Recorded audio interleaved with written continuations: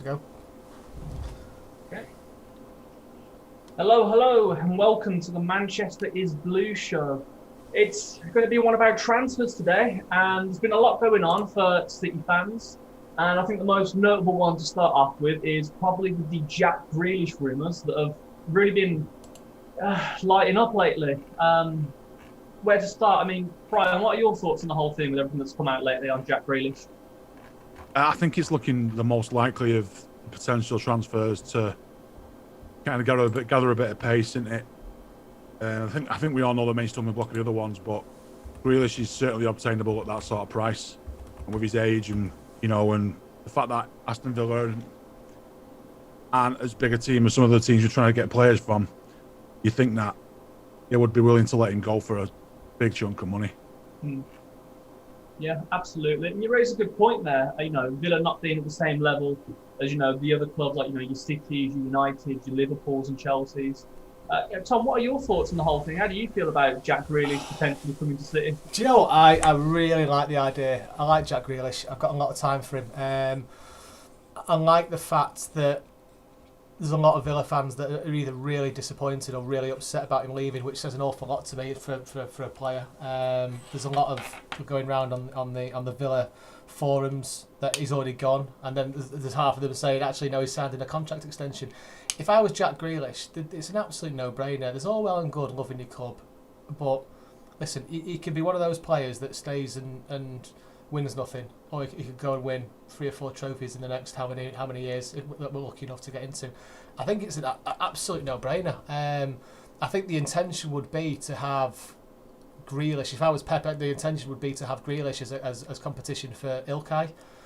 Keep Ilkay on his toes next to Kevin De Bruyne in midfield. It's kind of like David Silva's old position in a way. I just think it's I think it's an absolute no-brainer. I think like Brian said, Pulpy said, the Villa, great team, fantastic. Not going to get anywhere near where we are. Let's be brutally honest. It depends what he wants to do and where he wants to go in his career. And the only nervousness I've got is Chelsea are sniffing around now. But that's the usual agency thing, isn't it? Trying to sniff up the and drive a higher bargain. I'd love him. I'd love to see him in a City kit. And I tell you what, he suits blue, lads. Don't he? Have you seen all the mock-ups in the new City kit? He suits blue, that lad. Yeah, absolutely. And I mean, you mentioned 2 players there, Gundogan and De Bruyne. It has been thrown out there recently, especially, that if Jack Grealish were to come in, that Bernardo Silva would potentially be on his way out. And he's obviously a player that, a lot of tier 1 sources have confirmed that is looking, for a potential way out back to, over to Spain. So, how do you feel about Jack Grealish coming in and Bernardo coming out? Does anyone feel like we're getting the worst part of the trade there, really, overall? Tom? I'll take this for a second. Cause I love Bernardo. I think everyone does. His smile when he plays, he's got a passion, he's got an energy, and he's got a bit of bite about him as well. When we need to win, he's always there doing average 12, 13k every game just to get the ball back, and he's always that dogged determination. I might kick myself in the shin here. I think Grealish is a better player all round. I would just be extremely sorry to see Bernardo go. I love the guy. I think he's great. Yeah. What's not to love about him? Whoever gets him is a lucky club. Yeah, absolutely. He's not that type. He's not. If he does go, I'm quite happy with the way it's not gone negatively against him. Does that make sense? There's been no. Can't really swear now. There's been no naughtiness in the background where he's trying to drive out a change or anything like that. I mean, this is all paper talk. No one really knows unless you work for City. This is all paper talk and rumours. Does he want to go? I hope he doesn't. Can they play in the same team together? Yeah, absolutely can. I don't think there's room for them both, to be fair. Think of all the players we've got. Somebody's got to go. If Grealish is coming, somebody's got to go. And Bernardo's contribution's been amazing. His first season was brilliant. He had a bit of a dip, but still contributed. We won trophies and stuff. So I feel like if Grealish is the man to come in, then Bernardo is the man to go out. And if we can counter the price one way, make it basically a like for like. I feel like we wouldn't miss Bernardo in that respect.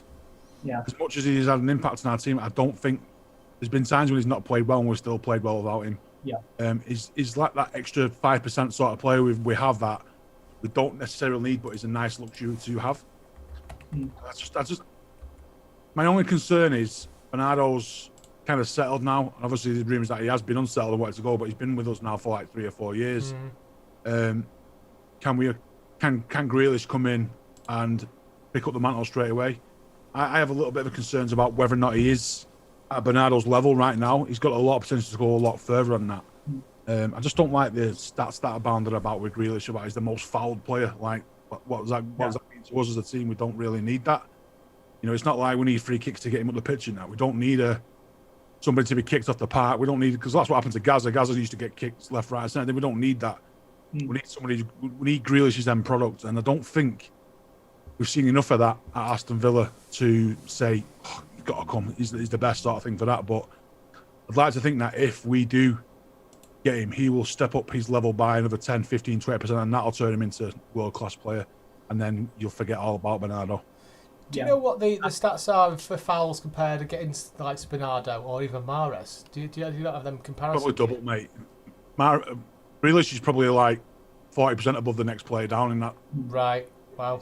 And is he drawing the fouls, inverted commas, or is he generally getting he's always in a good position, but he draws fouls. It's like, well, we're not going to need that attribute from him. We don't need him to draw fouls, do we? It's not like we're relying on set pieces and stuff. We need him to be on the ball, drinking and doing something with the end product, which I think somebody like Phil Foden's got the advantage of in there massively.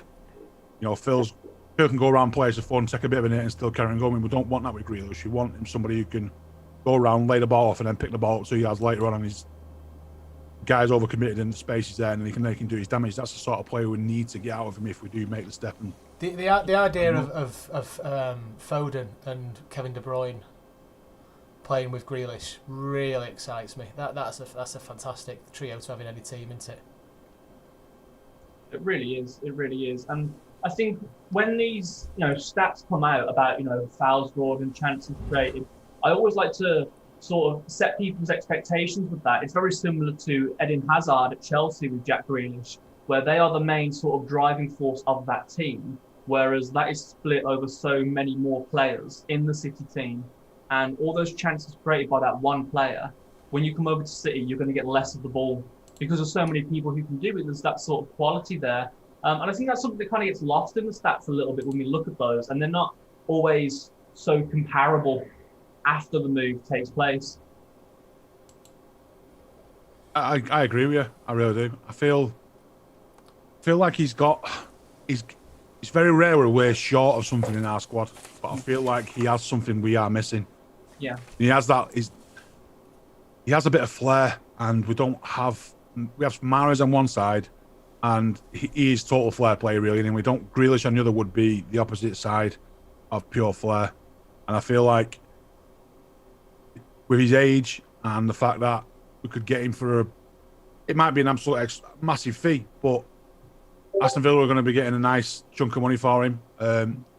He's going to be leaving on good terms with them. He's been there. He extended his contract. He gave it a go. He gave it a go. He stayed, and it's a win-win situation for Aston Villa because they'll get a chunk of money. Yeah. And he can just turn around and say, "What can we do?" He wants to go. I mean, the money's too hard to turn down. So for them, it's like a no-brainer. Really, it's just a matter of getting it done. Excuse my naivety here. I don't watch Villa that often, as you can imagine. Where does he play for Villa most often?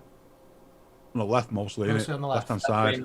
Yeah. So he has got direct competition there. So in reality, he's not going to be in competition for Gundogan that I thought. Then, do you think? He's played central as well. He's played central. He's quite a versatile player. Right. I just could see it fitting anywhere. Get him working for 6 to 12 months. He would be. I mean, play anywhere. Well, let's be honest. When you play for City across anywhere in them front 6 positions, you expect to be able to play in them all comfortably. You can play anywhere apart from defensive midfield, and you're going to be in them slots, rotating and moving around. I think we've got to accept, haven't we? Anyone that comes into this squad isn't going to first team regular unless you're the goalkeeper for the Premier League. Obviously, they swap and change, don't they? Stefan and Ed Ederson. And Kevin De Bruyne when he's fit for certain games, but there's no one there that's absolutely guaranteed. They're always going to have to accept they're going to be chopped and changed. And Grealish isn't the type of player. He's not a big enough world player to kind of demand that type of respect where he has to play every game, is he? So he's going to have to come in and understand that he's going to be chopped and changed. But he's a cracking player to have. But the more you are thinking about it, Brian, when you're saying about somebody that has to go, I think you're right. think you're right. I think there's just too much there, isn't there, to warrant. Oh, we've Depends- had 3 depends years what- out. depends what We've had 3 formation years Pep- out of Bernardo. We paid what did we pay? 42 million for Bernardo. 3 years out of him. Plenty of trophies. Sell him on 50, 60 million. Bring somebody else in. 3 or 4 years down the line, you'll never ever remember Bernardo over the fact that he used to run a bit. You know, time. It's really short. It's a short little career in football, and it's even shorter as a player when the team he used to play for are cracking on without you. You know, look at Sane. No one cares about Sane. He's had a miserable career since he left City. Good for him. You know, I don't care. I mean, I don't care. You know what I mean? It's not like I follow his career closely. You know, good luck to him. I never ever put his achievements down, but like, we move on. Yeah. And I'm not hung up on him. I'm not hung up on anybody anymore. There were certain players, like for instance, when Wright Phillips left, we all knew why. I was so hung up on that. That was an heartbreaker. You know, that scene was so heartbreaking. But I don't feel like we have that anymore because we have better players. Anybody who goes, we tend to replace him with somebody better. What was the last heartbreaking moment for you, Brian? On the pitch, of course. The last player to leave, you just thought, "Yeah, gutted."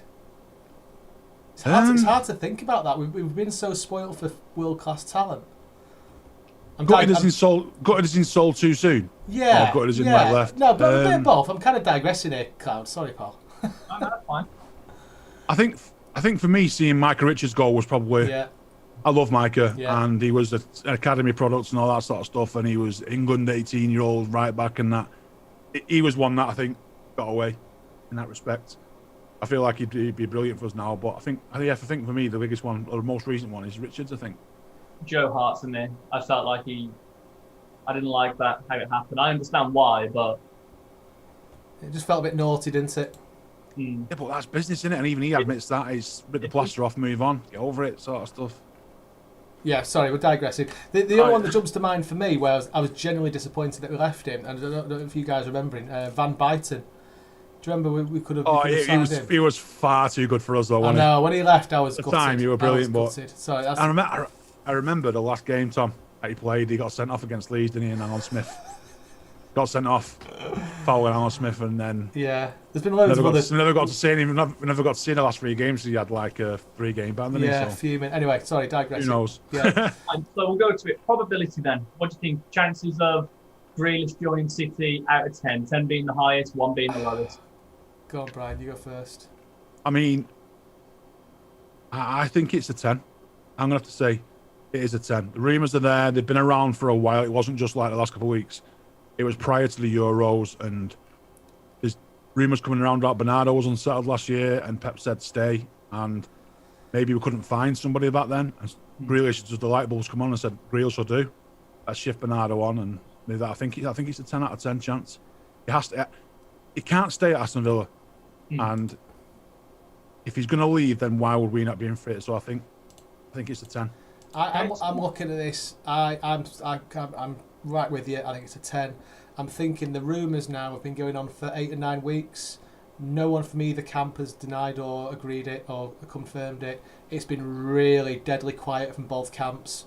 I think Villa are the type of club who would gladly accept 80, 90 million.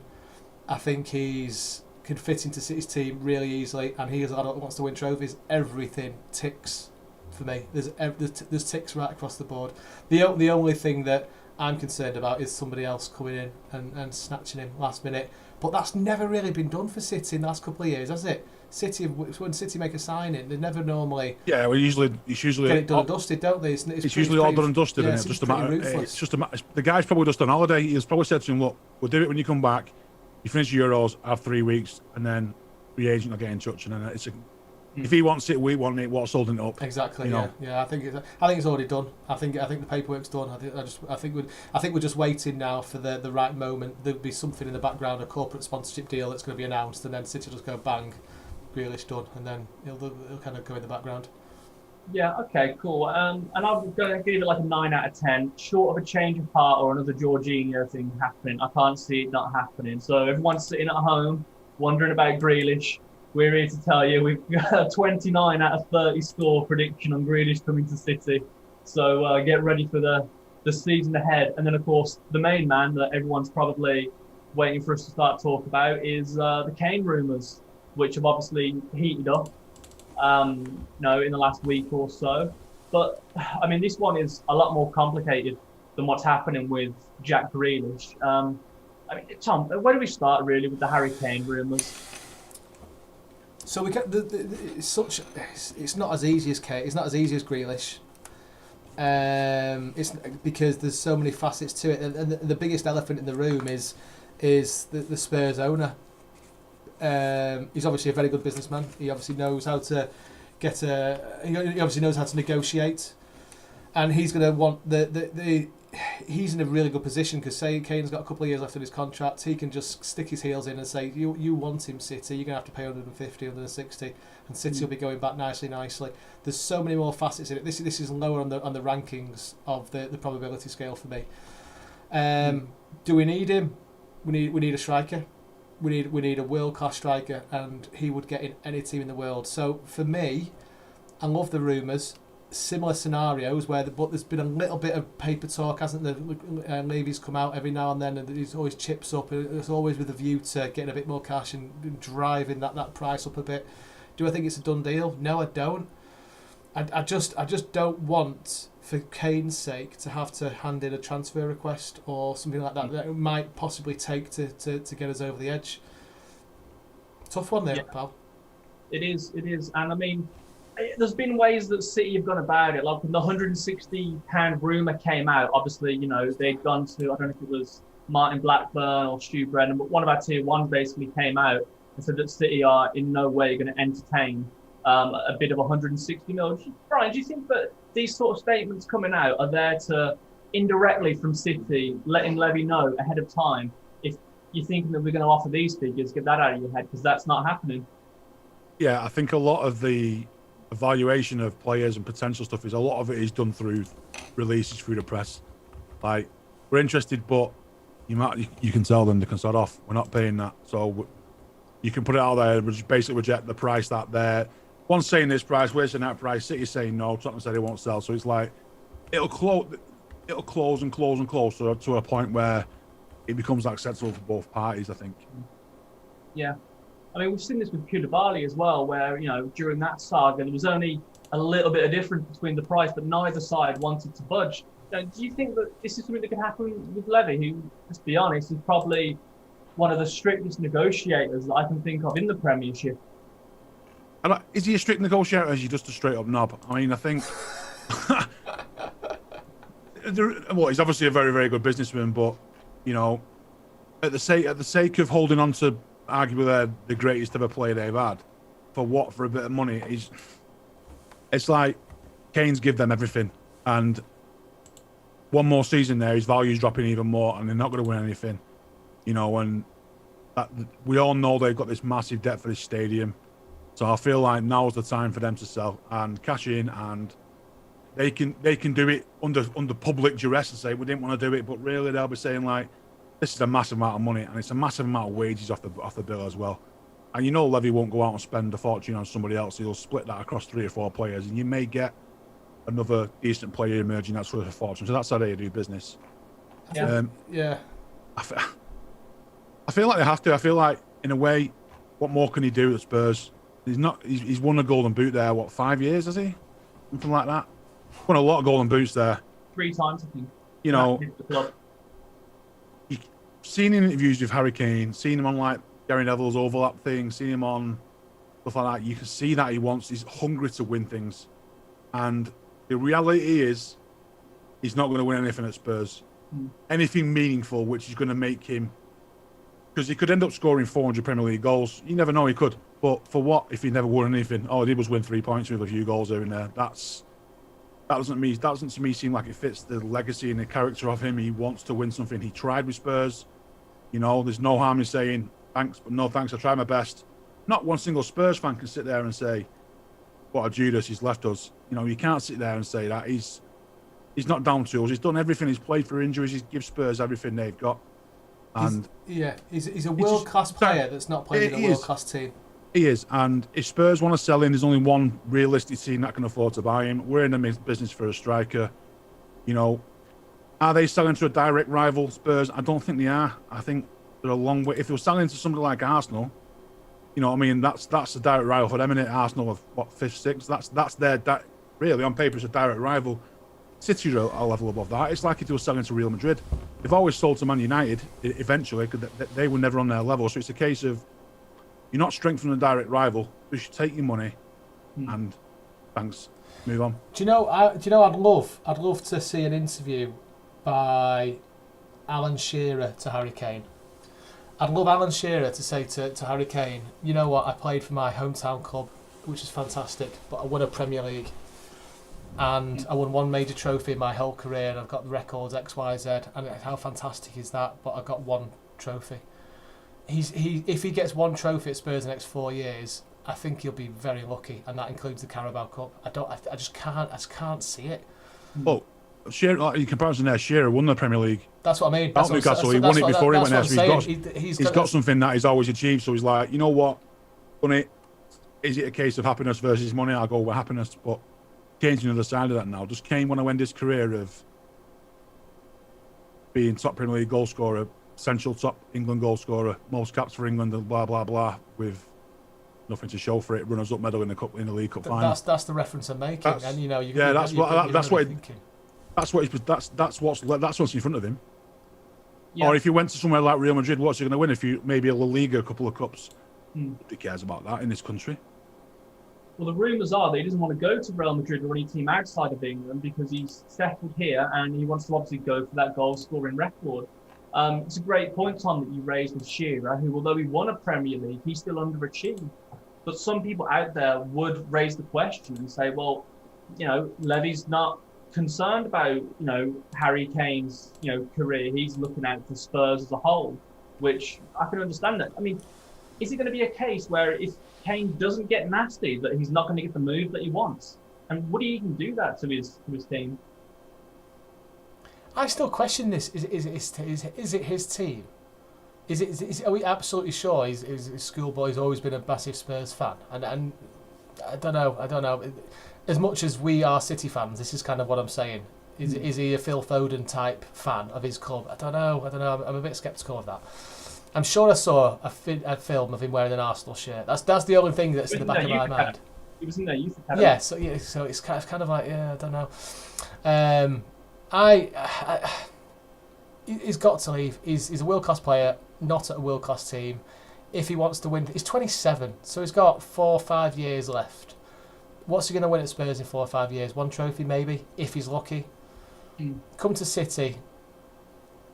I don't want to say he's guaranteed because that makes me sound really obnoxious. But yeah, no, let's be honest. Given our track record of the last 10 years, you're guaranteed to win some trophies. It might not be next season, it might be the season after, but the season after that, they might win 4.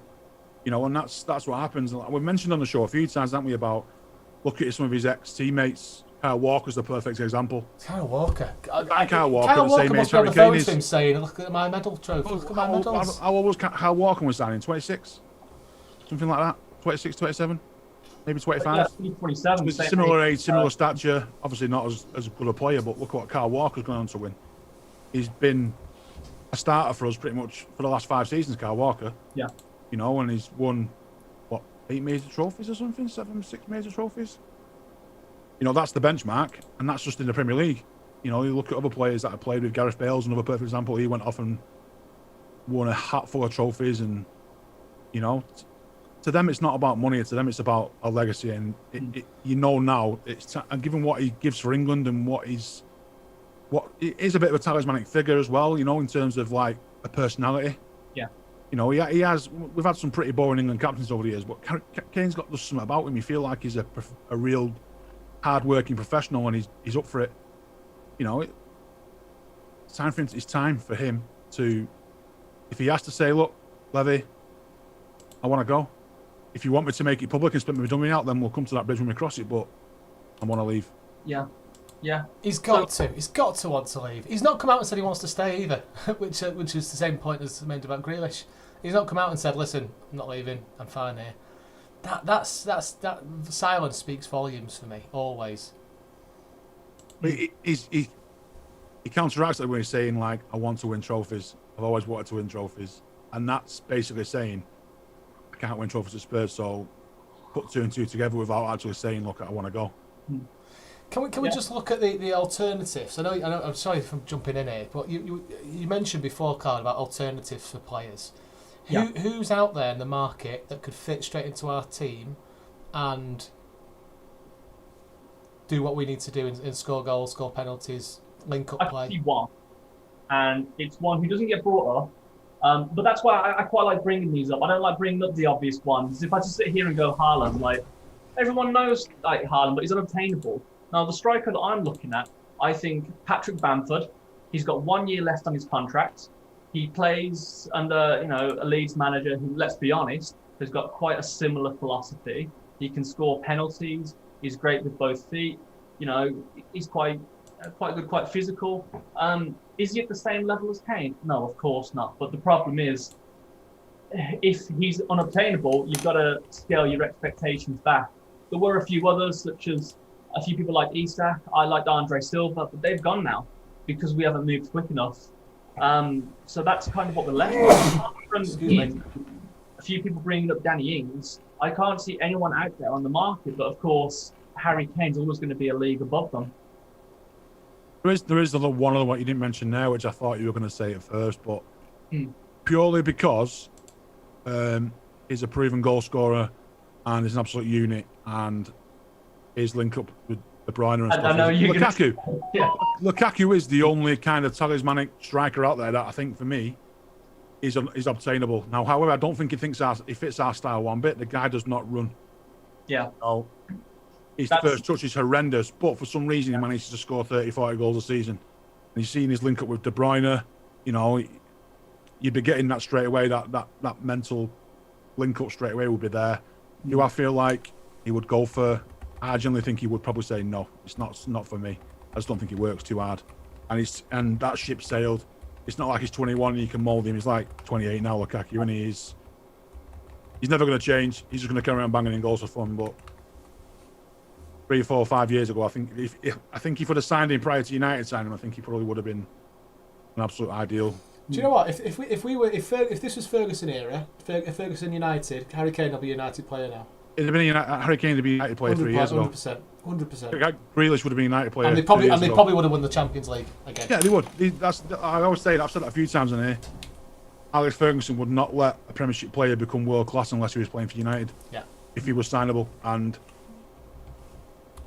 that's the sort of thing that you do to stay on top. I've totally changed my mind about Harry Kane. It is. I'm the first one to hold up hands up and say when I've made a mistake, because I remember me and you, Brian, we had a chat a few months ago, didn't we, about Harry Kane, and I was totally against it. And then I actually watched him play football, and then it was like, oh God, he'll fit in so well to our attack. Not just scoring goals, linking up play, passing, moving, strong as an ox. My God, that lad's strong. Honestly, it's an absolute. I really hope we do sign him. I don't care how much we spend on him either. Don't care less. It's not my money.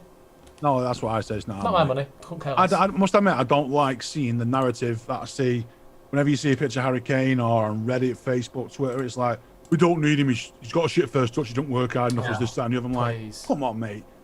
All you're doing is looking at highlights on Match of the Day.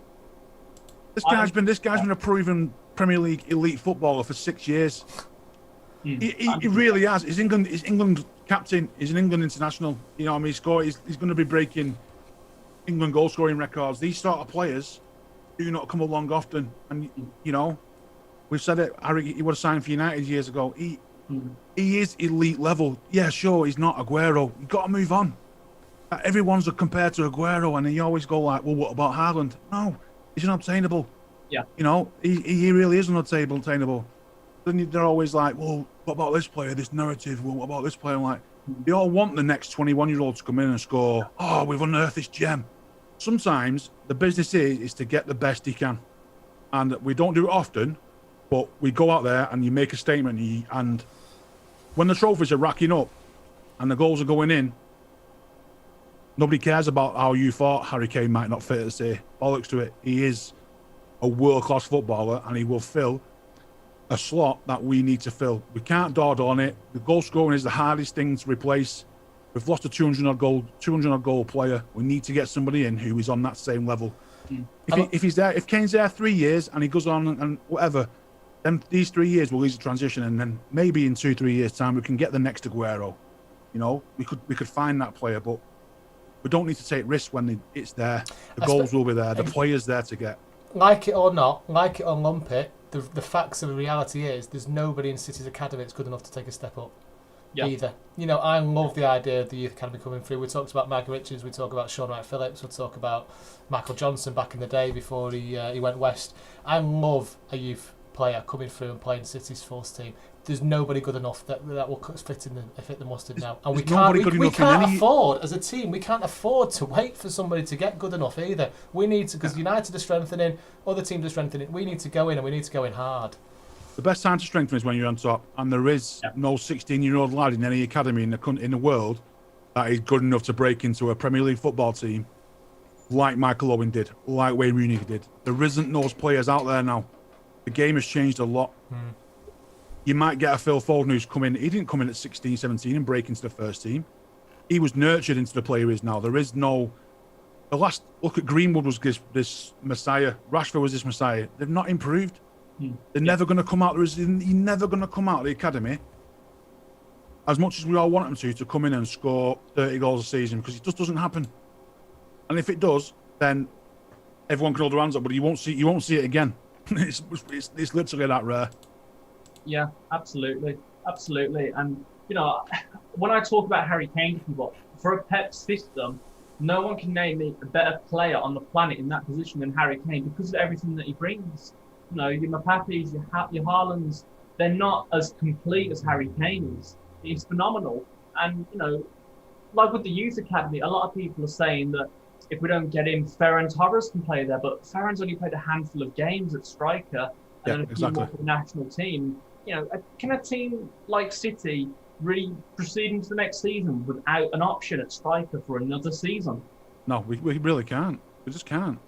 We could, but we just shouldn't, because there's nobody to fall back on now. There is no Aguero. He isn't there anymore.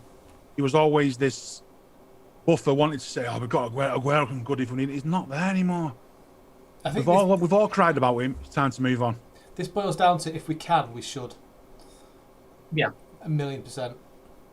You mentioned before, Tom, about some of the problems that might stand in his way, and that.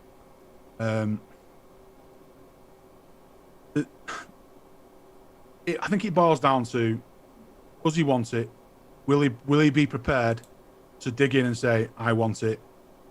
And in a year's time, Harry Kane's value is going to go down. He's at the peak now. Is it that top of his peak where his market value is at its maximum? City won't, as good as Daniel Levy is in the market.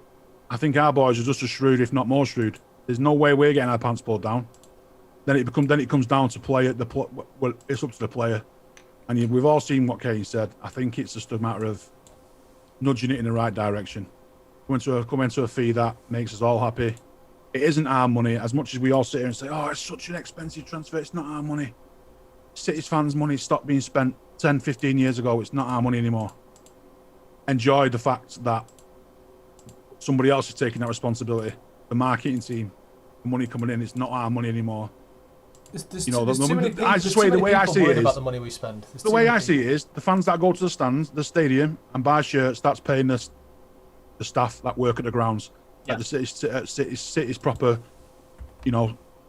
commercial staff. It's paying those guys' wages. They're the ones that are important. They are probably equally just as important to our club than any footballer is. These guys are the ones that are taking our financial contributions and putting it into their pocket, and so be it. That's the way it is, and I'm happy with that.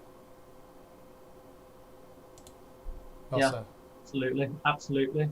And I suppose the last thing to touch on now is Pep's contract. Obviously, he's got a contract that runs to 2023. One of the things I want to establish here really is his contract that he extended for, it's to 2022 with another option to go on for another year. So it really depends now what happens this season, if Pep decides he wants to stay on for another year, or if he's had enough of City and moves on. Tom, do you think that with this looming over the heads of, the guys at the top of Man City, Fran Soriano, Cheeky, Khaldoon, that they're trying to get these marquee signings in like Grealish, like Kane, to show that they can support Pep in this way to still build the squad after it's already been established, and to keep him here for as long as possible? I think there's more at play at City than just Pep. I think they've already started to plan post Pep. I think that any good company would have a solid strategy in place for worst case scenarios, best case scenarios, and I think that the relationship Pep's got with the senior management team at City, everyone knows what his plans are, what he's doing. I think this added extension to the contract is a nice touch. It's probably a little bonus for how well he's been doing. My gut feeling is I don't think he'll stay past 23. I don't know. He just, for me, you can see how much passion and energy he puts into it. He's still young. He's got plenty to do. I can see him just wanting a holiday. I can see him just wanting a bit of a break from football. Somebody else take over and he'll do something else elsewhere. Do I want that to happen? Absolutely not. I'd give him a contract for 10, 15 years if I could, because I just think his mentality is fantastic. But I think we need to be concerned. I think he needs to be concerned about burnout as well. Managing a football club the size of what we are, it brings a lot of stress with it, and you can see that. You see that when he's drinking a bottle of water when we go 1-0 down. I think for his own mental well-being, I think he probably needs to take a break after a couple of years, and I just think we put somebody else in place for the time being and bring him back afterwards when he's refreshed and raring to go. Do I want him to carry on? So to answer the question, listen, sign him up for as long as he wants to, but for his own good, and I just can't see it being past 23. I just can't. Yeah, I can see that. Brian, what are your thoughts on it? I feel like I'm now. I think we're now in the honeymoon. We're now in the period what none of us thought would get to with Pep. We all thought, was he signed a 3-year deal? We might see 3 years and he's gone. You know, especially after he won so many trophies, you might have thought, well, as Pep's done, it might be time to move on. But I feel he's fallen in love with us as a club, the fan base, the players, all the staff. It's all built for him to succeed, you know. And you can say it's wrong. It's just it is what it is. We're a business, and we've got the best in class. You know, I feel like if this season we go out and absolutely smash things to pieces,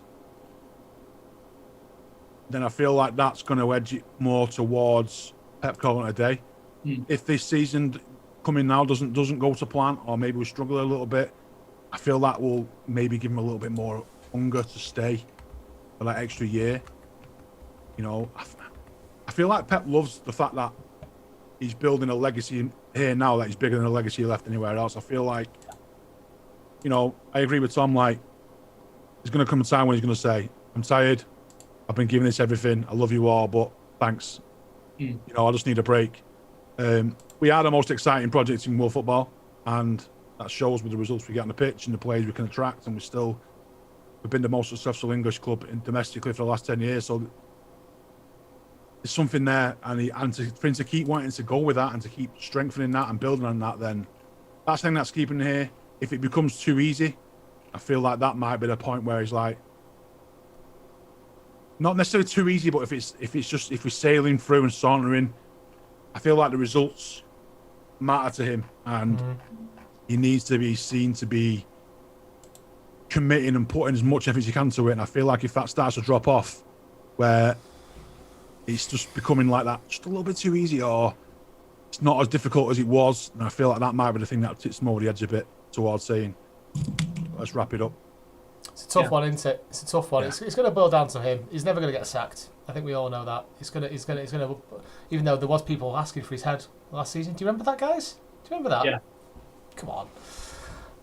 It's going to boil down to him. We've got. Let's just enjoy the 2 years that we've got, and hope to God he goes out there and absolutely smashes it out the park, left, right, and centre. Because we're going to have a rude awakening when a new manager comes in, guys. Oh, of course. We are very lucky with what we've got. Careful now. what you wish for, because absolutely. Yeah, well, we're lucky enough to have witnessed some absolutely terrible managers. Tom, this new breed of City fans haven't.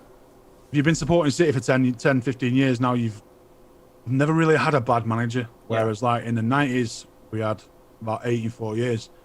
You know, so you take the rough with the smooth. Do I think we'll ever get such a poor manager that we'll be like, what is going on here? We're all sat here like, but I don't think we will. I think with the way we're built, set up now, is plan B will just eventually become as good as plan A. We're built for never get a success, aren't we? manager. We're built for success. You won't get a There's manager no- coming in and spending 175 million on 3 players and selling 4 players and letting players go. Because I feel like the transfers now are more out of the manager's hand than ever. Yeah. You know, we have a system. These are the players we want. We have a scouting system. We have players out on loan. This is what you got to choose from. This is the style of football you want. Can you deliver it? Yes, you got the job. You know, it's not a case of bringing in Sam Allardyce and going 4-4-2 and letting Sam bring in some Andy Carrolls and donkeys like that and changing the whole ethos.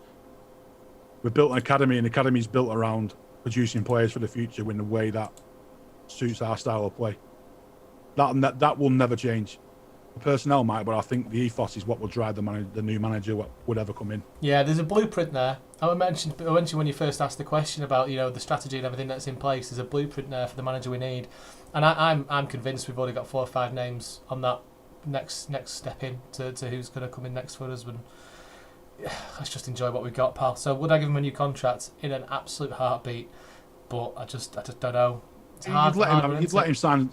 How long do you want? Another 2 years. There you go. Do you know what? I think that's probably what it is. I think the board's going to him and saying, "Listen, you want another? Yeah, fantastic, great, okay, yeah. What do you want? Bottle of wine with it as well? Yeah, great, love it, cracking. Let's go." I generally think there's that kind of relationship between those 3, and I chuck Caldew in there. That I feel like if at any point there's a crack in that, they'll say, "Look, we know we've had a good time. Time to move on." And I feel like there's that mutual respect there, business-wise, that they've built such an amazing team out of it that. If one of those sides starts to give in a bit, it's like, thanks for the good work, and there you go. We appreciate all you've done. Find somebody else. I feel like if that was to happen, we could never sit here and say we've been outdone to, because we've been treated some of the best football we will ever probably like to see in our lifetimes as City fans. And one thing to add as well, I can pretty much guarantee you Pep will be on the board of deciding who the next manager is. Pep will be involved in that process. Bet he is. Yeah, absolutely. Because he has the best interests at heart. You see the videos of the City staff when they're celebrating, and Pep's just really letting go, and he loves it, and he's having a good time. He loves it here. He absolutely loves it. Having a party and a cigar, brilliant. What's not to like? Yeah, live your best life, Pep. Absolutely. Well, the thing is, he absolutely loves Manchester as well, doesn't he? It's like his second home. He literally says it's absolutely amazing. Yeah, absolutely. So, what are we saying though? We'll finish Harry Kane, probability out of 10. Ooh, shall I go first? Go on, Tom. 6. Okay. Just because there's too many things there that just could A lot of variables. Yeah. I'm gonna say 8, just because the final 2 points that I would like to make it to 10. I would say that comes down to the price. I think it'll all come down to the willingness of Man City to meet Spurs' thing, and I think that's what brings it down, because I think the player wants to go. You know, City want to buy, Spurs want to sell. It's whether or not we can meet a happy medium inside it. Yeah, I was going to lead with there's 160 millions why we wouldn't sign him, but we're too cliche for that now, aren't we? Yeah, I'm going to go with a 5. There's so much going on that I'm not that confident, but I can see that it would happen. And then, obviously, besides Grealish and Kane, are there any other players that you want to discuss? Potential rumours regarding City? You asked that question. I'm thinking about what areas we need to strengthen. And I don't really think we need to. I don't really think we need to. The only things I keep knocking about is the potential of left back again. It's always a left back, isn't it? It's always left back every season. Left back. Mendy's Mr. Inconsistent. We'll try somebody else, and then before you know it, Zinchenko's star player at left back again. I was like, oh, where's he come from? Every season, as if like absolute magic. But we know he's there. We know he's a good player. And that's the only position I can think of us strengthening. But again, do we need to? I quite like Zinchenko. I think we've got options at left back. I'd stick Laporte left back, to be honest. I think he could do a job there. Absolutely. And I think it's probably one of those things where until City know what the price is going to be for Kane, they can't start investing in a left back, because then they don't know how much, it's going to cost for Kane, how much they've got left, and they could shoot themselves in the foot. Do you think there's a case of that, Brian, for the left back, and that's why we've not targeted it? I think the main two is Kane and Grealish. I think the money's there for those. I generally think the money's there. We can sit and debate about whether we've got money or not. We know there's a massive amount of money came into the club, and if we need to spend, we can. The chairman said it, so I don't get why we're sitting here saying we can't. Anybody sits there and says, look to the guy that's got the checkbook is saying we can. So I trust that guy. Yeah. But I think then I think Mendes would come into the any other business thing at the end of it is like, right, we've got this player, that player, we've got a bit left. Mendes is potentially there, and then I think that would see Mendy going out, Mendes coming in. I think that would be the only bit of business that I can see us doing, other than the two big ones, really. Yeah, absolutely. Any of the players? We have been linked. Seen it. We've been linked to Chiesa. Now I don't get anybody season Chiesa. No, I agree. Look, he had a good Euros. Is he City standard? No. Is he the Italian lad? Yeah, he's a big gangly winger. Yeah. He doesn't have any kind of like standout ability. He's not rapid. He's not got amazing skill. He's just a workhorse. I just don't feel we need anybody like that. Yeah. Don't think we've ever been more suitably equipped on the wings than we have now. I feel like Mahrez, Torres, Sterling, Foden, them you could argue, and if Grealish comes in there, we've arguably got 4 of the best wingers in the league, if not 4 of the best top 10 wingers in the world football. I feel like we're suited there. Yeah, absolutely. And I sometimes when I hear like 70, 80, 90 mil for Chiesa, and people say to me, "Oh, we had a good Euros." If we're talking about that sort of mega money, I should really have been hearing about you before the Euros. If you're that good of a player, yeah, and that comes into it as well, Tom, as well. That his value is being massively overinflated for a player that we don't even need. Yeah, I think it's a funny one, isn't it? Because it's people. It's always. You're right. We're not playing Football Manager now, are we? The clubs have got their eyes on players well before the Euros. If anything, they want to get the deals done before the Euros, so that if they do play fantastically, it's not like Euro '96, is it? Where you saw Karel Poborski score that chip and United signing based off that. These scouting teams nowadays know about everybody in world football. Yeah, exactly. They really do. So there's not one player that's come onto the scene in the Euros that someone's gone, oh, where's this guy come from? Because they know everybody. They'll have files on every single player and their probability and suitability for the team. So it's not like anybody's come onto the scene and gone, that guy's unbelievable, we've got to sign him. I don't think that's done. Yeah. All the transfers and all the targets will have been done before the Euros. Could the Euros have sped up the ability to sign somebody? Of course, because some players had a really good Euros, and obviously that then brings interest from other teams, don't they, to go ahead of the queue. But I feel like because somebody had a good Euros, I don't feel like it's, especially for us, it's not like we need to sign anybody that has. There's nobody really had a better Euros than Raheem Sterling, and look who he plays for. There we go. Exactly that. Yeah. Well, I mean, if that's everything, it was a good little chat. Enjoyed that. Yeah, and thank you everybody for listening in or watching on YouTube, and we will catch you next time. Later. Cheers, guys.